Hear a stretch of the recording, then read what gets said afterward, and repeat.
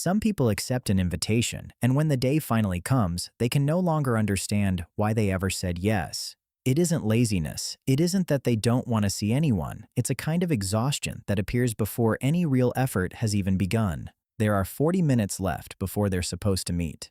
The clothes have been laid out on the chair for hours. The phone is nearby, open to the group chat. Then a message appears. "You're still coming, right?" She starts typing. "Yeah, of course." Then deletes it. She tries to think of an excuse that sounds convincing, because the truth feels almost too simple to admit. She doesn't want to go anymore. Nothing serious happened. She isn't sick. She hasn't argued with anyone. But she can already feel that leaving the house is going to cost more energy than she's sure she has. The strangest part is that she hasn't even done anything yet. She hasn't showered, gotten into the car, or spoken to anyone. The exhaustion arrived first. If this has ever happened to you, the reason has nothing to do with laziness. It has to do with something very specific your mind does. And that's what we're going to understand now. When the invitation first came, days earlier, everything seemed simple. She said yes, without thinking too much, because at that moment, only one part of the experience existed in her mind. The good part. The food, the conversation, the time spent with people she cares about. The effort required to get there didn't feel real yet. It was far away, easy to agree to, almost invisible. But now, the time is getting closer and the entire preparation process appears all at once. Getting up, taking a shower, choosing what to wear, leaving at the right time, dealing with traffic, arriving, greeting everyone, making conversation, looking okay, keeping up with the mood of the group, handling the noise, deciding when to leave, and coming home exhausted. Each of those things is small on its own, but together, inside her mind, they become one single task, heavy, overwhelming, and difficult to face all at once. Before, she imagined the gathering. Now, she imagines the effort. Research on decision-making shows that people don't only evaluate how rewarding something might be, they also evaluate how much effort it will take to get that reward. When the effort feels greater, the reward begins to feel less appealing, even though it is exactly the same as it was before. She still wants to see her friends, but her mind has placed the shower, the clothes, the traffic, the conversation, and the exhaustion in front of them. And that changes everything. At home, almost everything she needs is already available. Comfortable clothes, silence she can control, the temperature exactly how she likes it, and food only a few taps away. Staying home offers immediate comfort, very little effort, and no surprises. Going out offers the opposite, immediate effort, some discomfort, and a reward that only comes later, if it comes at all. Maybe I'll have fun if I go, but I know I'll be comfortable if I stay here. That sentence explains a large part of the problem. Behavioral neuroscience shows that the brain doesn't only evaluate the size of a reward, it reduces the perceived value of that reward according to how much effort it will take to reach it. This process, connected to areas involved in motivation and action planning, helps the brain decide whether it is worth acting now or waiting. The greater the perceived effort, the less valuable the reward begins to feel, even though the reward itself hasn't changed at all. This doesn't mean her brain is lazy. It means her brain is comparing cost and benefit before deciding whether to act, but it is using the imagined effort, not the real effort. And imagination almost always exaggerates. Before she even leaves, she has already lived through the entire experience inside her head. She has imagined the conversation that might feel awkward, the traffic, the noise, the uncomfortable moment when she doesn't know what to say, the decision of when to leave, and the exhaustion she might feel the next day. She isn't simply getting ready to go out. She is mentally simulating, in detail, every uncomfortable part of the experience before she even knows whether any of it will actually happen. In his letters to Lucilius, Seneca wrote that we suffer more often in imagination than in reality. The mind anticipates and magnifies discomfort that doesn't even exist yet, and that imagined discomfort can feel just as heavy as something real. For an entire hour, she keeps thinking, I won't know what to talk about. It's going to be crowded. I'll feel out of place. They'll notice how quiet I am. I'll want to leave early. I'll wake up exhausted tomorrow. I never should have said yes. When we imagine a future situation involving social risk, the brain activates circuits similar to the ones it would activate if the situation were actually happening. The mental simulation creates a real emotional response, even if the event never happens at all. And yet, when she finally goes out, she often ends up enjoying herself. She isn't only tired from the gathering, she is tired from the complete version of it that she has already lived through, alone, inside her own mind. Sometimes, the hardest part isn't the gathering itself, it's the transition between the comfort of home and the beginning of anything else. She doesn't want to get off the couch, change her clothes, step into the shower, or walk through the front door. While she remains still, every step feels like a separate decision, and every decision requires a push she doesn't feel like giving herself. But once she starts moving, something changes. The circuits involved in initiating an action require more activation than the ones needed to maintain a behavior that is already in progress. That's why starting almost always feels harder than continuing. She almost regrets going before she even leaves. But later, she may regret how close she came to staying home.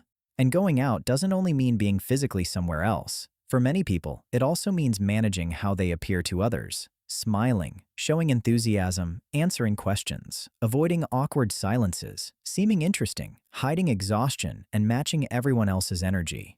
I want to see these people. I just don't have the energy to be pleasant today. It isn't a lack of love for her friends. It's the weight of constantly having to control her expression, her tone of voice, and the impression she is making. At home, she controls almost everything: the volume, the lighting, her clothes, the temperature, the food, the schedule, the silence, and the exact moment she wants to stop interacting with anything.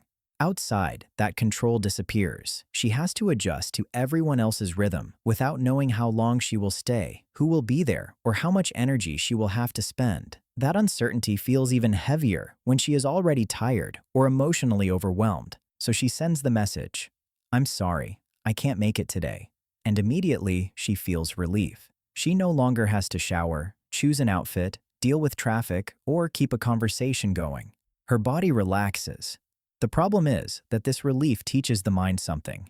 When a behavior removes an unpleasant feeling, the brain registers that removal as something positive. This is a form of learning called negative reinforcement, in which the behavior does not need to feel pleasurable in order to be repeated. It only needs to make the discomfort disappear, and that activates the same reward circuits involved in maintaining any habit.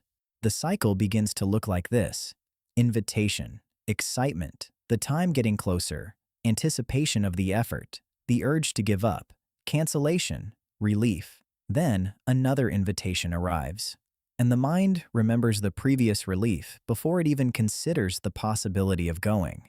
Her brain does not register the night she missed first. It registers that canceling made the discomfort disappear, and today's relief may be exactly what makes the next invitation even harder to accept.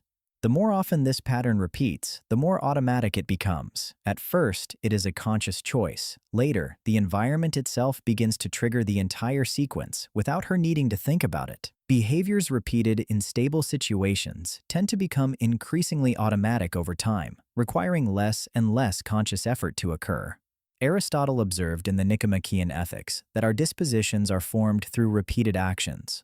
What we do often begins to feel natural. What we stop doing begins to feel more difficult to return to. At first, staying home was rest, the place where she recovered her energy after living. Over time, without realizing it, home began to serve a different purpose. It became the place where she protected herself from anything that might use up her energy. Rest brings you back to life. Avoidance postpones it. This change is almost never dramatic. First, she cancels a dinner because she is tired. Then, she only agrees to places close to home. Then, she avoids crowded environments. Then, she only goes out when someone insists. Eventually, she notices that the invitations have started to disappear. Her friends didn't become angry. They simply started thinking, "She probably won't come."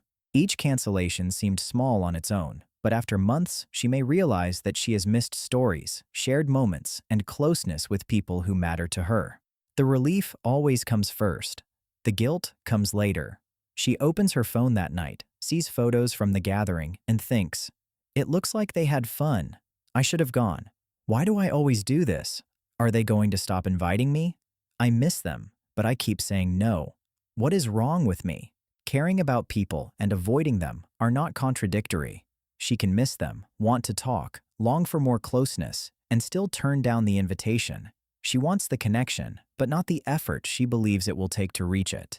Maybe she isn't rejecting her friends. Maybe she is rejecting the version of herself she thinks she has to present to them. This pattern does not have a single cause. It may come from real and legitimate exhaustion. It may be habit. It may be an exaggerated anticipation of effort. It may involve social anxiety, low mood, sensitivity to noise and stimulation, or past social experiences that left a mark. And sometimes, it may simply be a genuine preference for calm, quiet environments, which is not a flaw. The warning sign is not how many nights she spends at home. It is how much this pattern makes her suffer, and whether staying home still feels like a free choice. There is a difference between solitude and avoidance. In chosen solitude, she rests, feels good, and is still able to go out when something truly matters.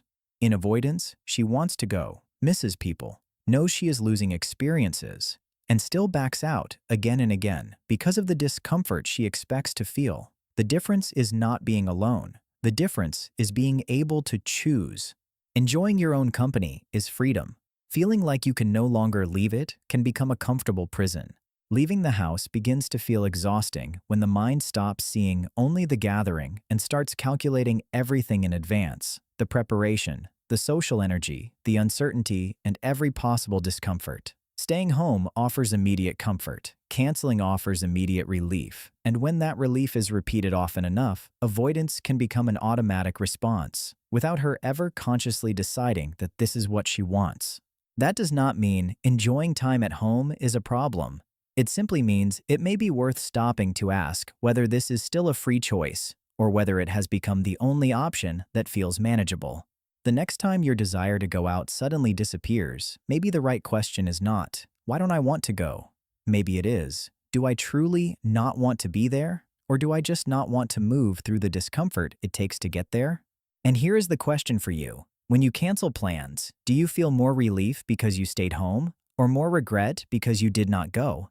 Leave a comment, because your experience may help someone else feel understood too. And don't forget to subscribe to Everyday Mind so you never miss the next video. See you next time.